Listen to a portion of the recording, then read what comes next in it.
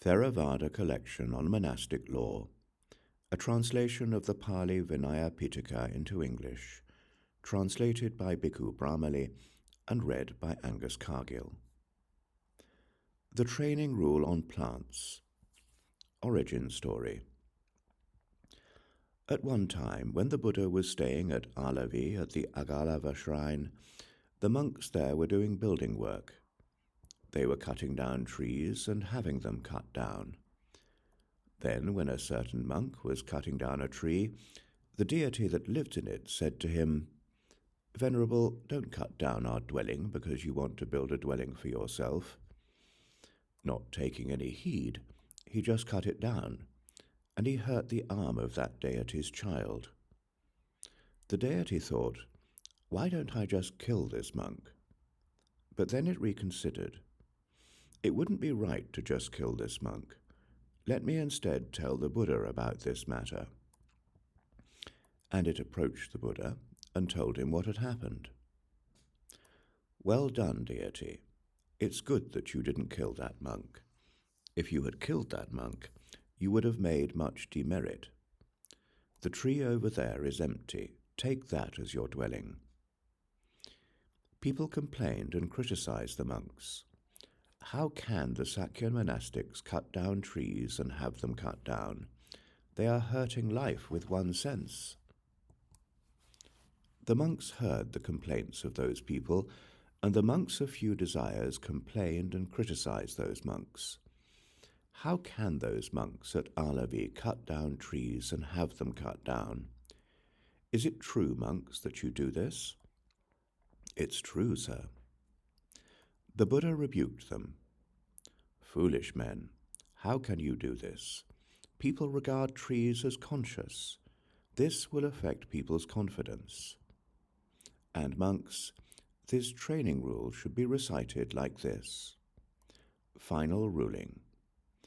If a monk destroys plants, he commits an offense entailing confession.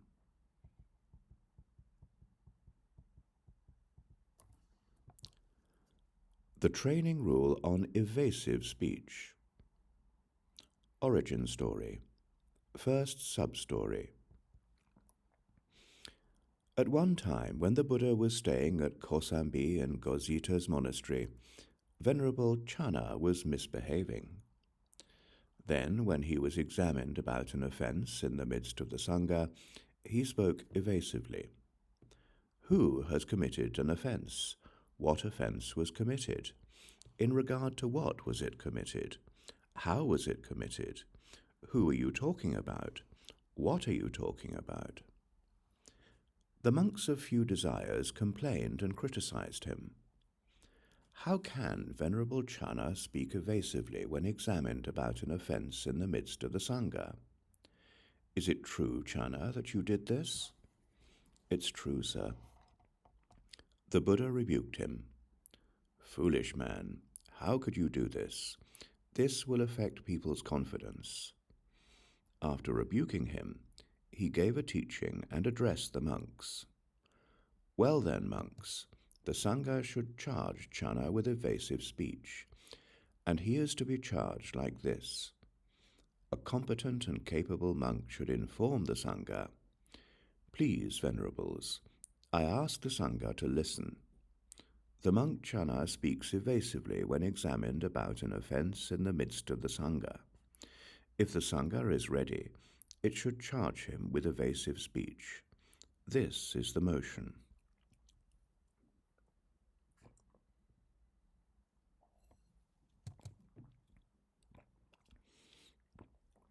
"Please, venerables, I ask the sangha to listen. The monk Channa speaks evasively when examined about an offense in the midst of the sangha. The sangha is charging him with evasive speech. Any monk who approves of charging him with evasive speech should remain silent. Any monk who doesn't approve should speak up. The sangha has charged the monk Channa with evasive speech. The sangha approves and is therefore silent. I'll remember it thus." After rebuking Channa in many ways, the Buddha spoke in dispraise of being difficult to support. And monks, this training rule should be recited like this. Preliminary ruling. If a monk speaks evasively, he commits an offense entailing confession. In this way, the Buddha laid down this training rule for the monks. Second sub-story. Later, when Channa was again being examined about an offense in the midst of the sangha, he thought, by speaking evasively, I'll commit an offense. And he instead harassed the sangha by remaining silent. The monks of few desires complained and criticized him. When he's examined about an offense in the midst of the sangha, how can Venerable Channa harass the sangha by remaining silent? Is it true, Channa, that you did this? It's true, sir. The Buddha rebuked him. Foolish man, how could you do this? This will affect people's confidence. After rebuking him, he gave a teaching and addressed the monks. Well then, monks, the sangha should charge Channa with harassment, and he is to be charged like this. A competent and capable monk should inform the sangha, please, venerables, I ask the sangha to listen. The monk Channa, when examined about an offense in the midst of the sangha, harasses the sangha by remaining silent. If the sangha is ready, it should charge him with harassment. This is the motion. Please, venerables, I ask the sangha to listen. The monk Channa, when examined about an offense in the midst of the sangha, harasses the sangha by remaining silent. The sangha is charging him with harassment. Any monk who approves of charging him of harassment should remain silent. Any monk who doesn't approve should speak up. The sangha has charged the monk Channa with harassment. The sangha approves and is therefore silent. I'll remember it thus. After rebuking Channa in many ways, the Buddha spoke in dispraise of being difficult to support. And so, monks, this training rule should be recited like this. Final ruling. If a monk speaks evasively or harasses, he commits an offense entailing confession.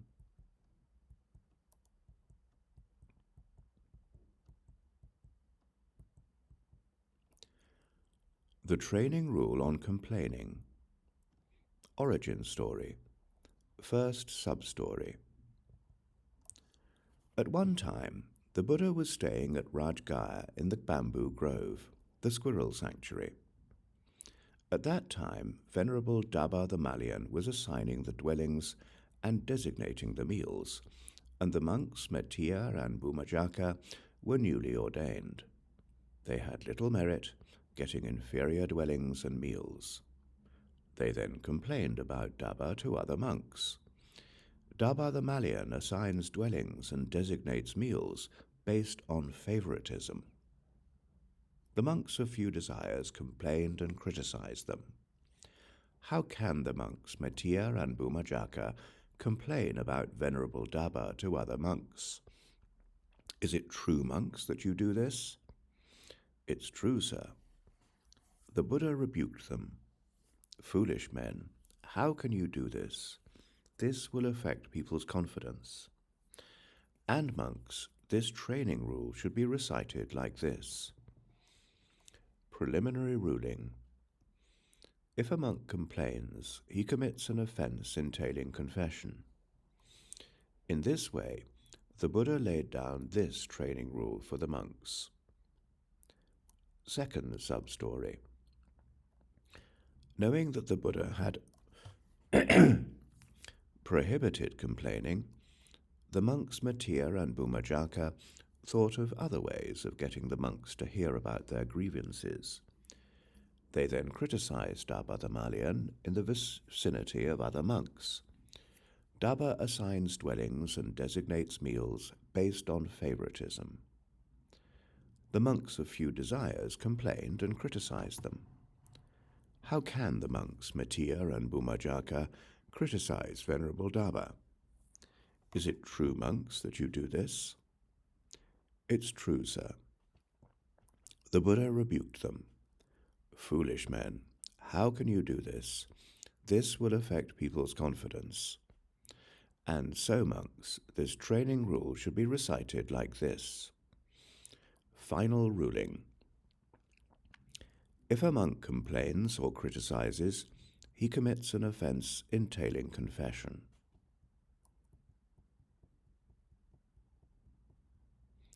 The training rule on furniture. Origin story. First sub-story. At one time, when the Buddha was staying at Sammatīya in Anathapindika's monastery during winter, the monks put furniture outside in order to warm themselves in the sun.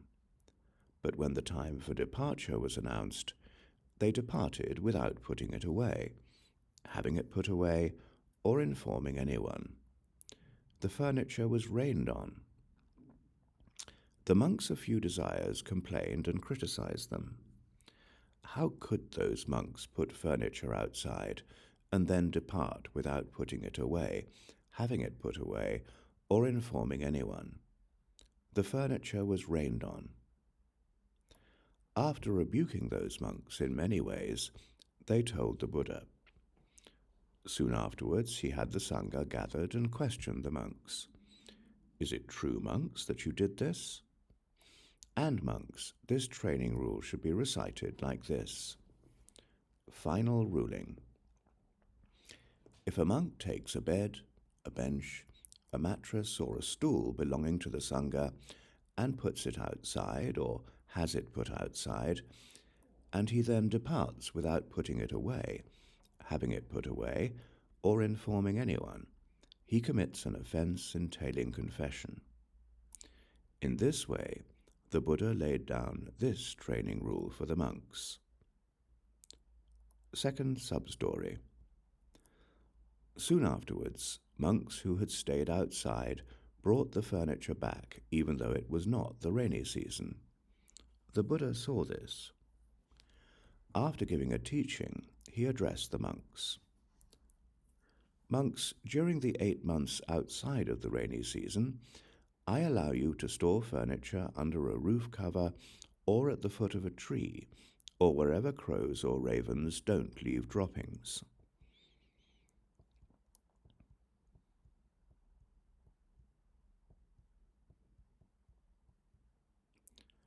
The second training rule on furniture.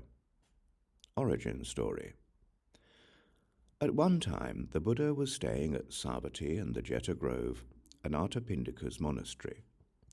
At that time, the monks from the group of 17 were friends. They lived together, and when going somewhere, they would leave together. On one occasion, they put out bedding in a dwelling belonging to the sangha, but then departed without putting it away, having it put away, or informing anyone. The furniture was eaten by termites. The monks of few desires complained and criticized them. How could those monks from the group of 17 put out bedding in a dwelling belonging to the sangha, and then depart without putting it away, getting it put away, or informing anyone? The furniture was eaten by termites. After rebuking those monks in many ways, they told the Buddha. Soon afterwards he had the sangha gathered and questioned the monks. Is it true, monks, that those monks did this? It's true, sir. The Buddha rebuked them. How could those foolish men do this? This will affect people's confidence. And monks, this training rule should be recited like this. Final ruling. If a monk puts out bedding in a dwelling belonging to the sangha, or has it put out, and he then departs without putting it away, having it put away, or informing anyone, he commits an offense entailing confession.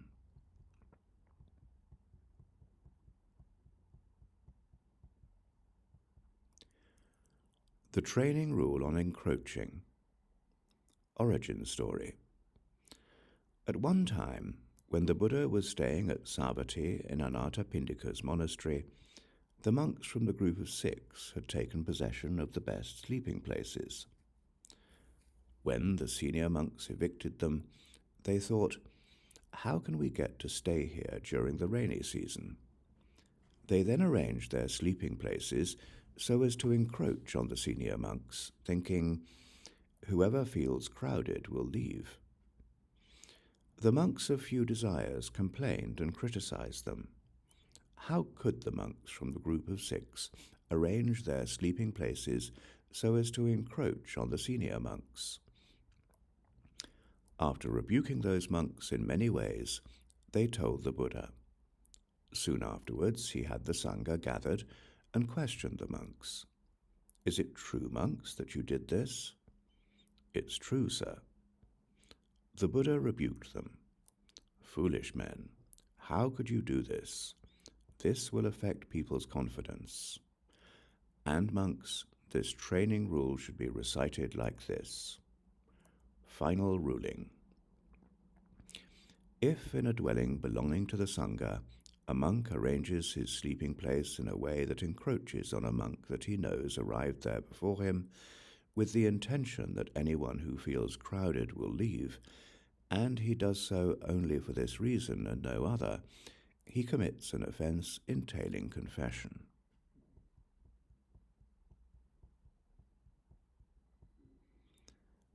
The training rule on throwing out. Origin story. At one time, the Buddha was staying at Savatthi in the Jeta Grove, Anathapindika's monastery. At that time, the monks from the group of 17 were repairing a large dwelling nearby, intending to stay there for the rainy season. The monks from the group of 6 saw this and said, "These monks from the group of 17 are repairing a dwelling. Let's throw them out." But some of them said, "Let's wait until they've finished repairing it."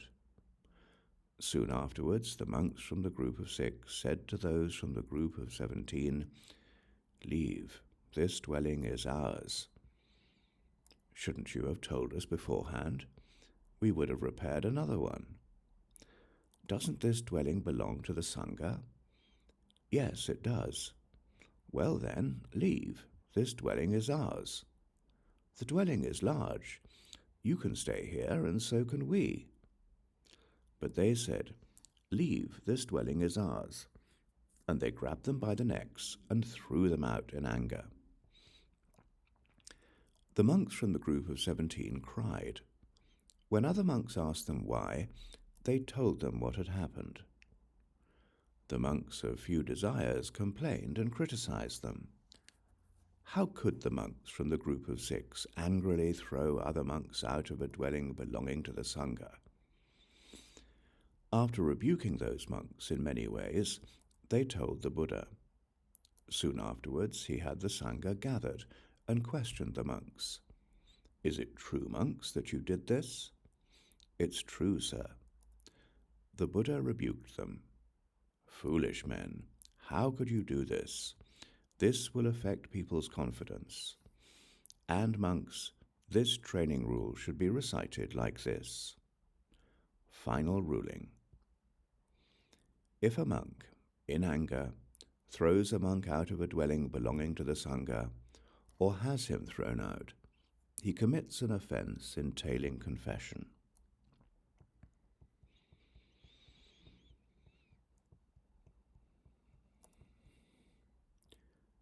The training rule on upper stories. Origin story. At one time, the Buddha was staying at Savatthi in the Jeta Grove, Anathapindika's monastery. At that time, 2 monks were staying in a dwelling with an upper story belonging to the sangha, one staying below and one above. The monk above sat down forcefully on a bed with detachable legs.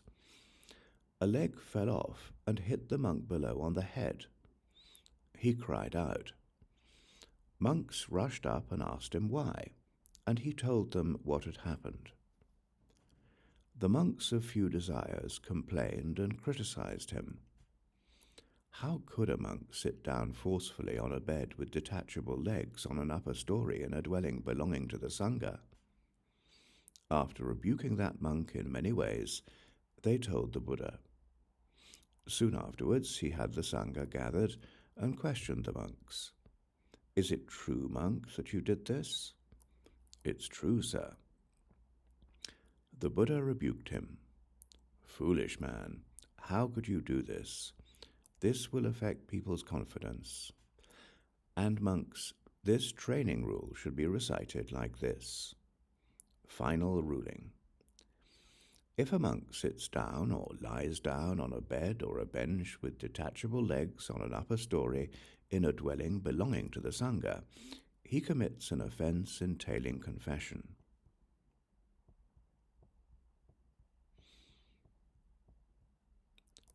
The training rule on large dwellings. Origin story. At one time, the Buddha was staying at Kāśyapīya in Gosita's monastery. At that time, a government official who was Venerable Channa's supporter was making him a dwelling.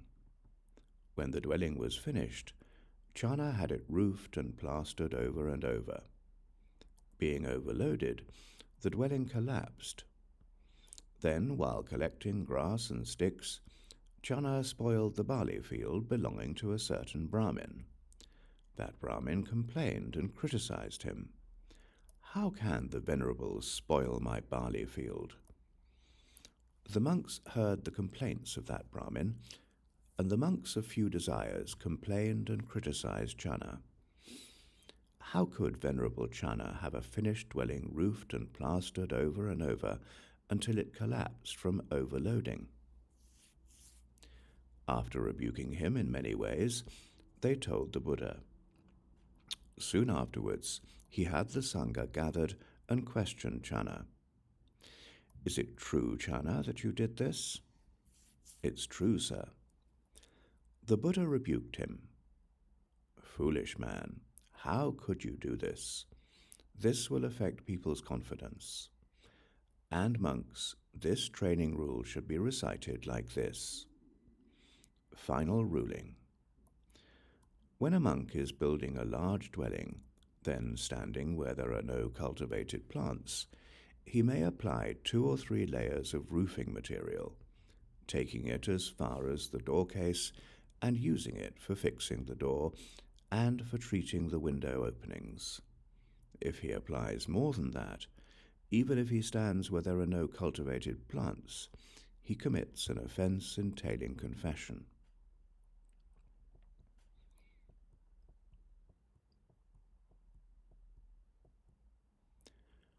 The training rule on containing living beings. Origin story.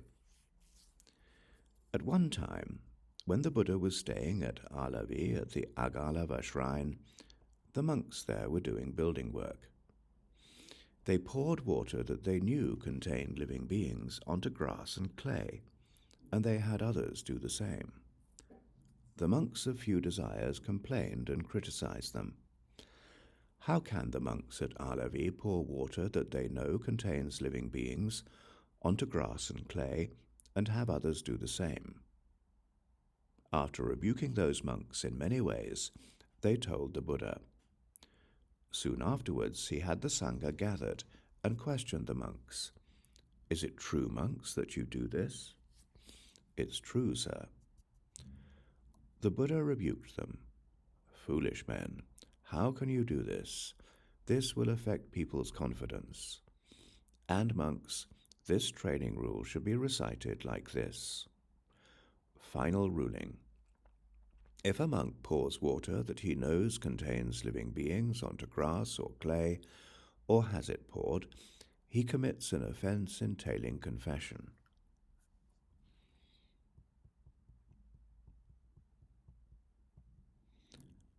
The training rule on the instruction. Origin story. First sub-story. At one time, the Buddha was staying at Savatthi in the Jeta Grove, Anathapindika's monastery. At that time, the senior monks who were instructing the nuns received robe cloth, alms food, dwellings, and medicinal supplies. When the monks from the group of 6 found out about this, they thought, well then, let's instruct the nuns.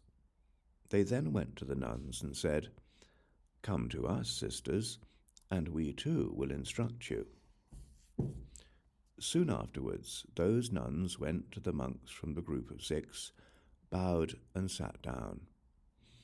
But after giving just a short teaching, those monks spent the day on worldly talk. They then dismissed the nuns, saying, "Go, sisters."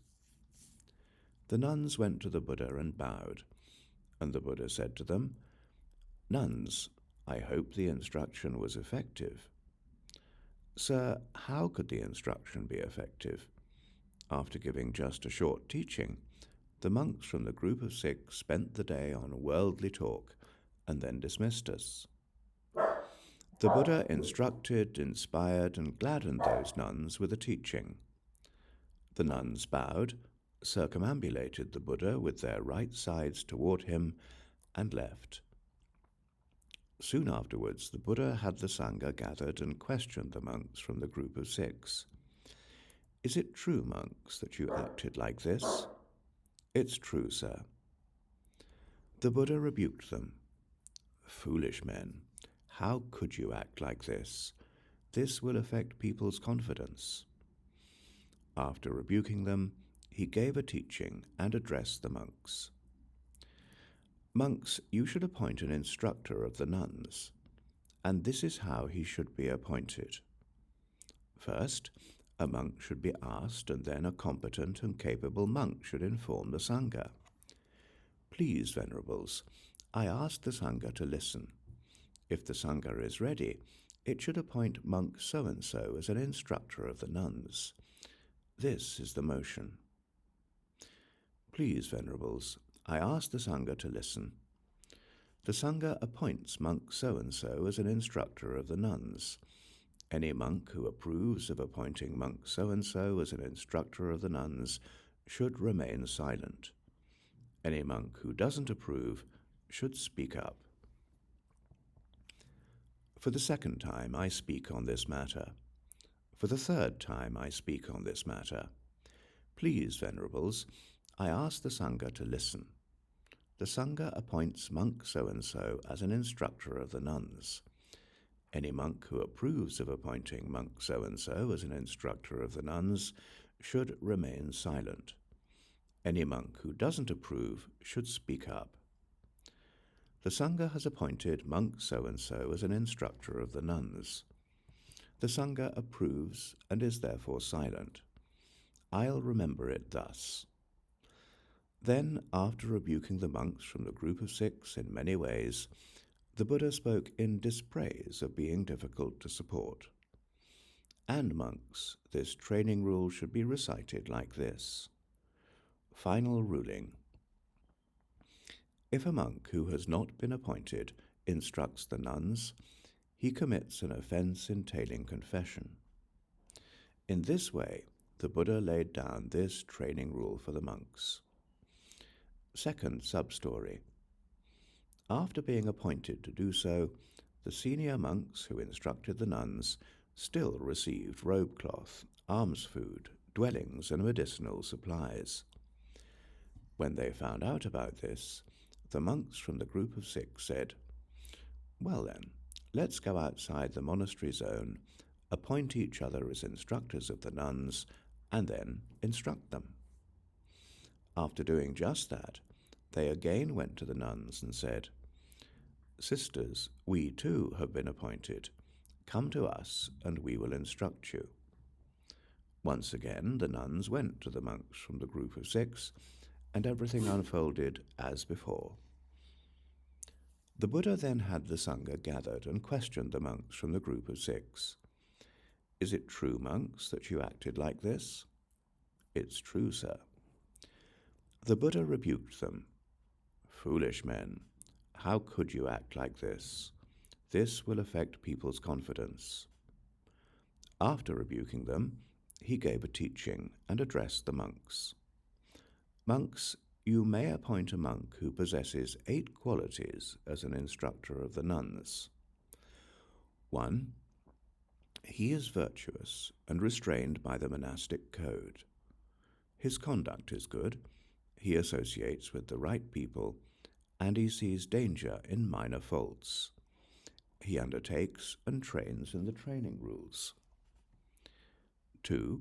He has learned much, and he retains and accumulates what he has learned. Those teachings that are good in the beginning, good in the middle, and good in the end, that have a true goal and are well articulated, and that set out the perfectly complete and pure spiritual life, he has learned many such teachings, retained them in mind, recited them verbally, mentally investigated them, and penetrated them well by view. 3. He has properly learned both monastic codes in detail. He has analyzed them well, thoroughly mastered them, and investigated them well, both in terms of the rules and their detailed exposition. 4. He is well-spoken and has a good voice. 5. He is generally liked by and pleasing to the nuns. 6. He is capable of instructing the nuns. 7. He has never committed a heavy offense against a Buddhist nun. 8. He has been fully ordained for at least 20 years. Monks, you may appoint a monk who possesses these 8 qualities as an instructor of the nuns.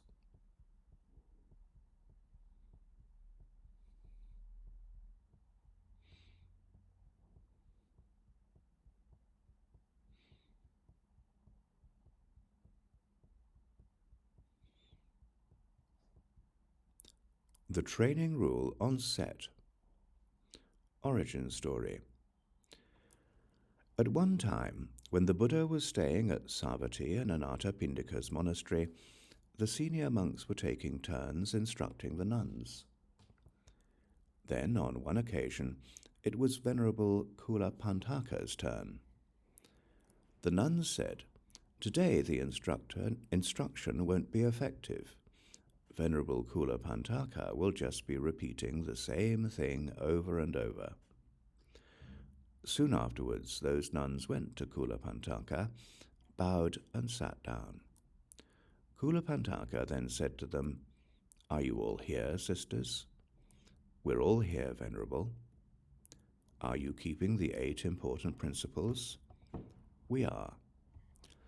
After saying, "This is the instruction," he uttered the same heartfelt exclamation again and again. For the heedful, one possessed of the higher mind, for the sage, training on the path to sagacity, there are no sorrows for such a one, the peaceful one, who is always mindful. And the nuns said, "Didn't we say that the instruction wouldn't be effective, that Venerable Kulapantaka would just be repeating the same thing over and over?" Kulapantaka overheard that conversation between the nuns. He then rose up into the air, walked back and forth in space, and he stood, sat down, and lay down there. He emitted smoke and fire, and he disappeared, all the while uttering the same heartfelt exclamation and many other sayings by the Buddha. The nuns said, "It's astonishing and amazing. No previous instruction has been as effective as this one from Venerable Kulapantaka." And Kulapantaka kept on instructing those nuns until the dark of night, and then dismissed them, saying, "Go, sisters." But because the gates to town were closed, those nuns spent the night outside and only entered early in the morning. People complained and criticized them. These nuns aren't celibate. They spend the night in the monastery with the monks, and only now do they enter town. The monks heard the complaints of those people, and the monks of few desires complained and criticized Kulapantaka. How could Venerable Kulapantaka instruct the nuns after the sun has set? Is it true, Kulapantaka, that you did this? It's true, sir. The Buddha rebuked him. Kulapantaka, how could you do this? This will affect people's confidence. And monks, this training rule should be recited like this. Final ruling. Even if he has been appointed, if a monk instructs the nuns after sunset, he commits an offence entailing confession. The training rule on the nun's dwelling place. Origin story. First sub-story. At one time, when the Buddha was staying in the Sakyan country in the Banyan Tree Monastery at Kapilavatthu, the monks from the group of 6 went to the nuns' dwelling place and instructed the nuns from the group of 6. Soon afterwards, other nuns said to the nuns from the group of 6, "Come, venerables, let's go to the instruction." "There's no need. The monks from the group of 6 came and instructed us right here." The nuns complained and criticized the monks from the group of 6. How could the monks from the group of 6 go and instruct the nuns at their dwelling place? Then those nuns told the monks. The monks of few desires complained and criticized those monks. How could those monks do this? Is it true, monks, that you did this? It's true, sir. The Buddha rebuked them. Foolish men, how could you do this? This will affect people's confidence. And monks, this training rule should be recited like this. Preliminary ruling. If a monk goes to the nun's dwelling place and then instructs them, he commits an offence entailing confession. In this way, the Buddha laid down this training rule for the monks. Second sub-story. Soon afterwards, Mahāpajapati Gotami became sick. The senior monks went to see her and said, "We hope you're bearing up, Gotami. We hope you're getting better." "I'm not bearing up, venerables, and I'm not getting better. Please give me a teaching." It's not allowable for us to go and teach the nuns at their dwelling place, and being afraid of wrongdoing, they did not teach her. Soon afterwards, after robing up in the morning, the Buddha took his bowl and robe and went to Mahāpajapati Gotami, where he sat down on the prepared seat. He said to her, "I hope you're bearing up, Gotami. I hope you're getting better. Previously, sir, the senior monks would come and teach me, and because of that I would be comfortable. But now that this has been prohibited by the Buddha, they don't teach because they're afraid of wrongdoing. Because of that I'm not comfortable." After instructing, inspiring, and gladdening her with a teaching, the Buddha got up from his seat and left. Soon afterwards, the Buddha gave a teaching and addressed the monks. "Monks, I allow you to go and instruct a sick nun at her dwelling place." And so, monks, this training rule should be recited like this. Final ruling. If a monk goes to the nun's dwelling place and then instructs them, except on an appropriate occasion, he commits an offence entailing confession. This is the appropriate occasion. A nun is sick.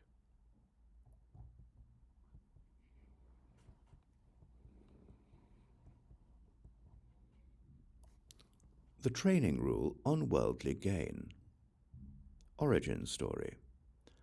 At one time, the Buddha was staying at Savatthi in the Jeta Grove, Anathapindika's monastery.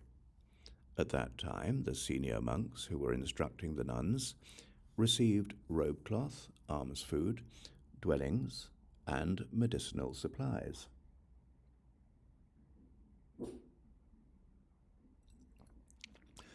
And the monks from the group of 6 said this about them: The senior monks aren't instructing the nuns as a service, but for the sake of worldly gain. The monks of few desires complained and criticized them. How can the monks from the group of 6 say that the senior monks aren't instructing the nuns to render a service, but for the sake of worldly gain? Is it true, monks, that you say this? It's true, sir. The Buddha rebuked them. Foolish men, how can you say this? This will affect people's confidence. And monks, this training rule should be recited like this. If a monk says that the senior monks are instructing the nuns for the sake of worldly gain, he commits an offense entailing confession.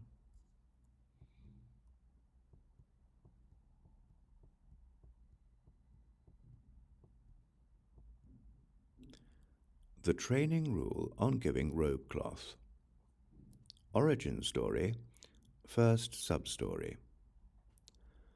On one occasion, when the Buddha was staying at Sammatīya in Anathapindika's monastery, a certain monk was walking for alms food along a street in Sammatīya, as was a certain nun. That monk said to that nun, "Go to such and such a place, sister, and you'll get alms." And she said the same to him, and because they met frequently, they became friends. Just then, robe cloth belonging to the sangha was being distributed. Then, after going to the instruction, that nun went to that monk and bowed. He then said to her, "Sister, will you accept my share of the robe cloth?" "Yes, Venerable, my robes are worn."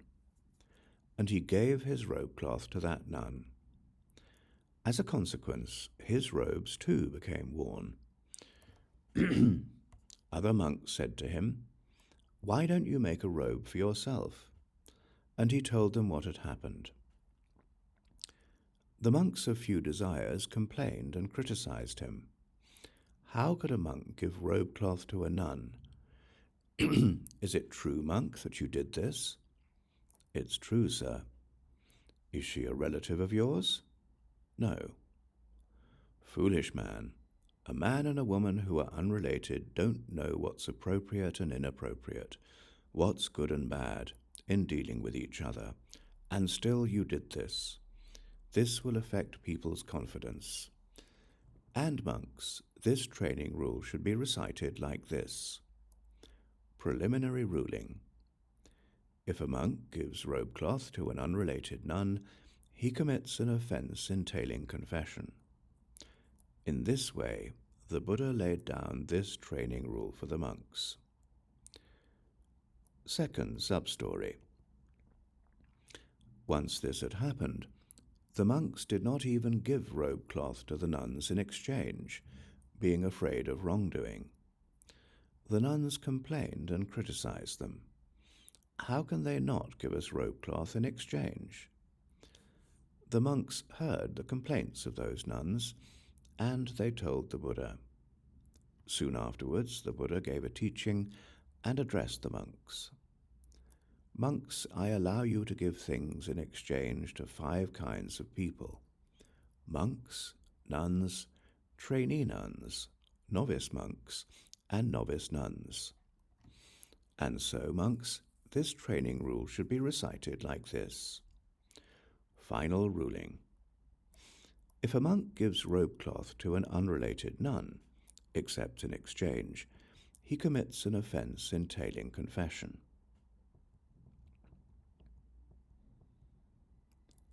The training rule on sewing robes. Origin story.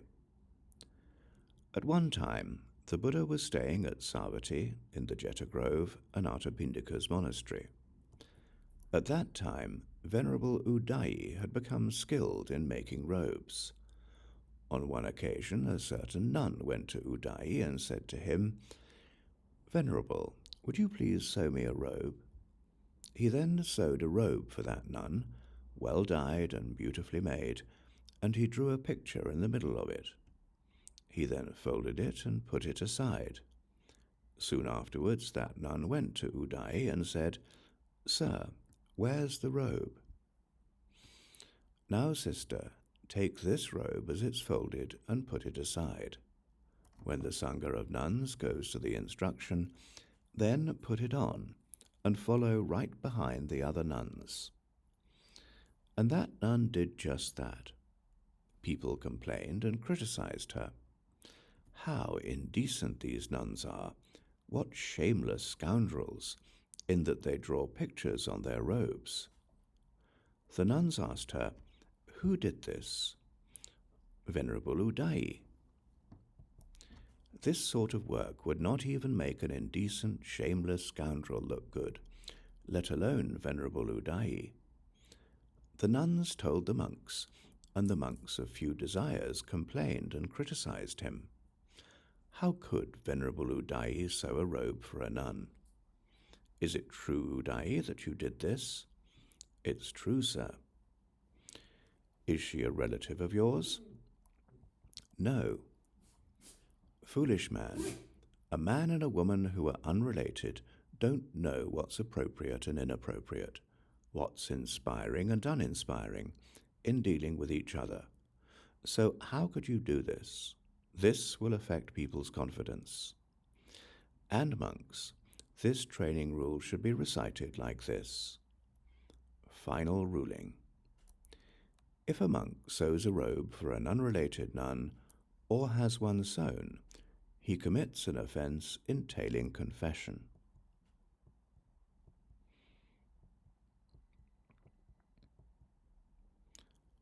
The training rule on arrangements. Origin story. First sub-story.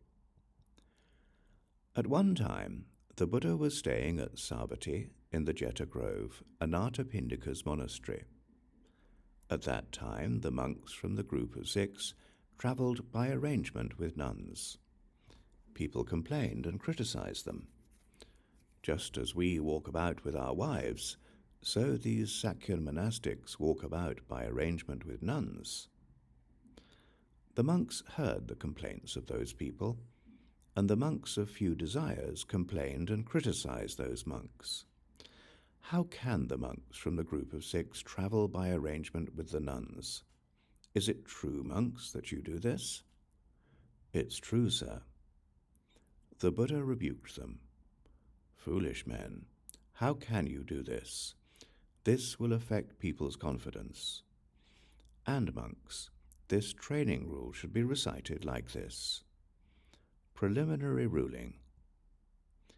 If a monk travels by arrangement with a nun, even just to the next village, he commits an offense entailing confession. In this way, the Buddha laid down this training rule for the monks. Second sub-story. Soon afterwards, a number of monks and nuns were travelling from Sakketa to Savatthi. The nuns said to the monks, "Let's go together." "Sisters, it's not allowable for us to travel by arrangement with nuns. Either you go first or we will." "You have the higher status, venerables. Please go first." But because the nuns went behind, they were robbed and raped by bandits. When they arrived at Savatthi, they told the nuns there what had happened. The nuns then told the monks, who in turn told the Buddha. Soon afterwards, the Buddha gave a teaching and addressed the monks. "Monks, I allow you to travel by arrangement with a nun if it's a risky and dangerous road that should be travelled with a group. And so, monks, this training rule should be recited like this. Final ruling. If a monk travels by arrangement with a nun, even just to the next village, except on an appropriate occasion, he commits an offense entailing confession. This is the appropriate occasion. The road is considered risky and dangerous and should be travelled with a group.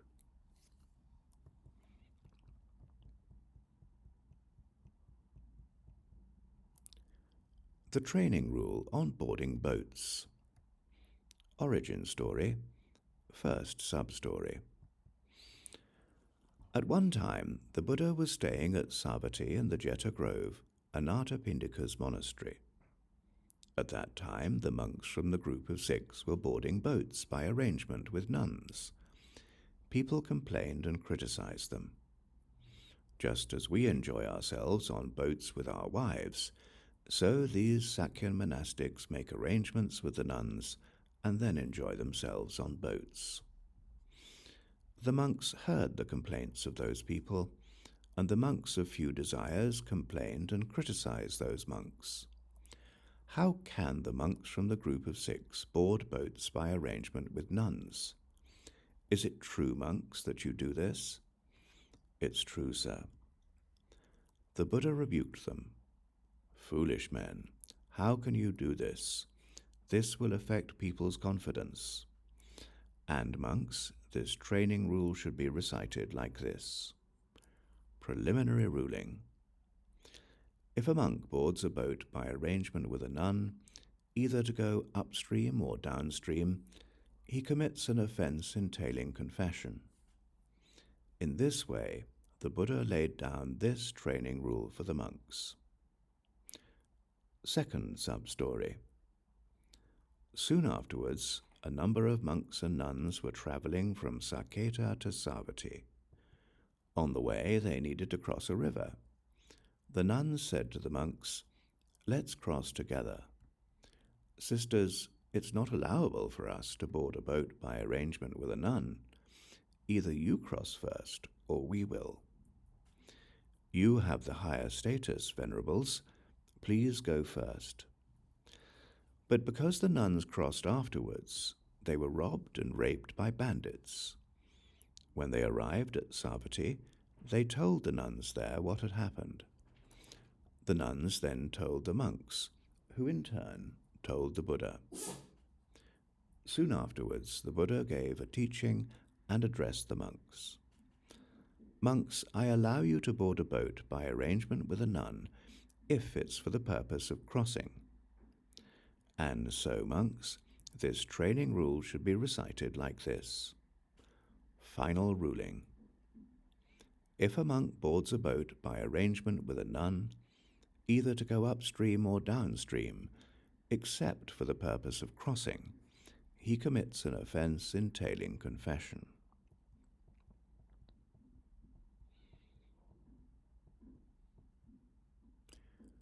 The training rule on had prepared. Origin story, first sub-story. At one time, the Buddha was staying at Rajagaya in the bamboo grove, the squirrel sanctuary. At that time, the nun Tulananda was associating with a family from which she received a regular meal. Now, on one occasion, the head of that family had invited some senior monks. On the same day, the nun Tulananda robed up in the morning, took her bowl and robe, and went to that family. And she asked the head of the family, "Why have you prepared so much food?" "Because, Venerable, I've invited the senior monks." "But who are those senior monks?" "Venerable Sariputta, Venerable Mahamoggallana, Venerable Mahakatana, Venerable Mahokotika, Venerable Mahakapina, Venerable Mahakunda, Venerable Anuruddha, Venerable Revata, Venerable Upali, Venerable Ananda, and Venerable Rahula." "But why do you invite such inferior monks instead of the great ones?" "Who are these great monks?" "Venerable Devadatta, Venerable Kokalika, Venerable Katamokha Tissa, Venerable Kanda Devya Putta, and Venerable Samudadatta." While this conversation was taking place, the senior monks entered. Tulananda said, "Is it true that you've invited these great monks?" "Just before you called them inferior, and now you call them great." And that layperson threw her out of the house and made an end of her regular meal. The monks of few desires complained and criticized Devadatta. How could Devadatta eat alms food knowing that a nun had it prepared? Is it true, Devadatta, that you did this? It's true, sir. The Buddha rebuked him. Foolish man, how could you do this? This will affect people's confidence. And monks, this training rule should be recited like this. Preliminary ruling. If a monk eats alms food, knowing that a nun had it prepared, he commits an offense entailing confession. In this way, the Buddha laid down this training rule for the monks. Second sub-story. Soon afterwards, a monk who had earlier left Rajgaya returned to see his family. Because it was a long time since he had last returned, people prepared food for him respectfully. And the nun who was associating with that family said to them, "Give food to that monk." The monk thought, "The Buddha has prohibited us from eating alms food, knowing that a nun had it prepared." And being afraid of wrongdoing, he did not accept it. And because he was unable to walk for alms, he missed his meal. After returning to the monastery, he told the monks what had happened, and they, in turn, told the Buddha. Soon afterwards, the Buddha gave a teaching and addressed the monks. "Monks, I allow you to eat alms food, knowing that a nun had it prepared, if the householder had intended to prepare it anyway. And so, monks, this training rule should be recited like this. Final ruling. If a monk eats alms food, knowing that a nun had it prepared, except if the householder had intended to prepare it anyway, he commits an offense entailing confession.